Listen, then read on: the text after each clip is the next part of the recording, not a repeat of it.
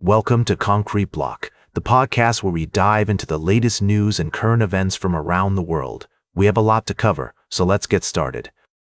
We're following a developing story in the Middle East, where progress has been made in talks between Hamas leaders and mediators from Egypt, Qatar, and Turkey. According to sources close to the negotiations, a roadmap towards Hamas disarmament is being discussed, with the goal of decommissioning all heavy and light weapons in Gaza. The plan, presented by the U.S. Board of Peace, includes a surge in humanitarian aid, governance by a civilian Palestinian administration, and the deployment of an international force to help maintain security. However, Israel has rejected a proposal, demanding the complete disarmament of Hamas, including the removal of weapons from Gaza and the complete demilitarization of the Strip as a precondition for any process. Hamas, on the other hand, is willing to confine and store heavy weapons under a Palestinian body, but not hand them over to Israel. The group wants Israel to commit to ending attacks on Gaza and withdrawing its forces. It's unclear whether this stance will be accepted by Israel or the Board of Peace. The situation on the ground in Gaza remains tense, with Israeli strikes killing at least 6 Palestinians, including 2 children, in recent days. The Israeli military has continued to expand its occupation of Gaza, with Prime Minister Benjamin Netanyahu saying that Israel intends to expand the area under its control to 70% of the enclave. We'll continue to follow this story and bring you updates as more information becomes available. It's a complex and sensitive issue, and we'll strive to provide balanced and fair coverage. We'll be right back with more of today's top news on Concrete Block. Welcome back to Concrete Block. We're diving into a complex and evolving situation in the Middle East, where tensions between the United States and Iran continue to escalate. The conflict has far-reaching implications, affecting not only the region, but also global oil markets and digital infrastructure. Recently, Iranian strikes on Amazon data centers have raised concerns about the vulnerability of critical infrastructure in the region.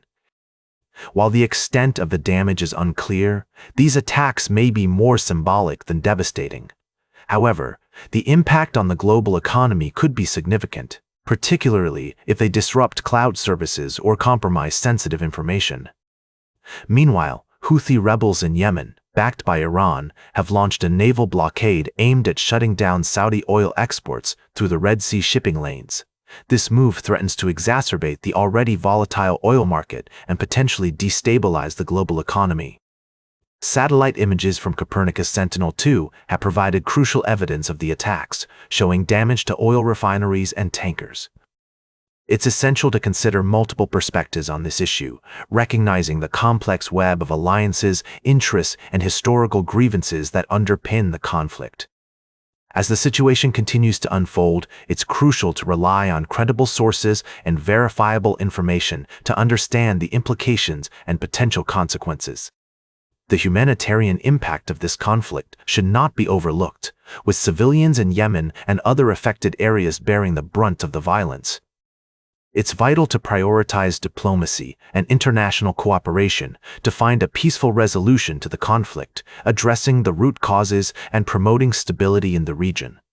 As we continue to monitor developments in the Middle East, we'll provide updates and analysis to help you stay informed.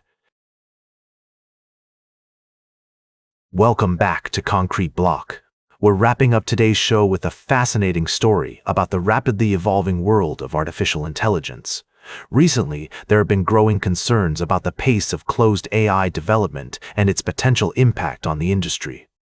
Meta CEO Mark Zuckerberg has weighed in on the issue, warning against the centralization of power in the AI industry and advocating for the widespread distribution of superintelligence. On the other hand, companies like OpenAI and Anthropic are pushing the boundaries of what's possible with AI, with many investors eagerly awaiting their IPOs. However, not everyone is convinced that the meteoric rise of these AI giants is a good thing. Some argue that it could lead to a lack of transparency, safety issues, and decreased innovation. In related news, a German startup called Black Forest Labs has made significant strides in developing open-weight AI models that can power robots. Their new model, Flux 3, can generate images, videos, audio, and even predict robot actions. This technology has the potential to revolutionize industries such as manufacturing and logistics. It's clear that the debate over open versus closed AI is heating up, with many experts weighing in on the issue. While some argue that open models are more transparent and innovative, others claim that closed models are more secure and efficient. As the industry continues to evolve, it will be interesting to see how this debate plays out. That's all for today's Concrete Block. Remember to like, share, and subscribe, and until next time, stay informed.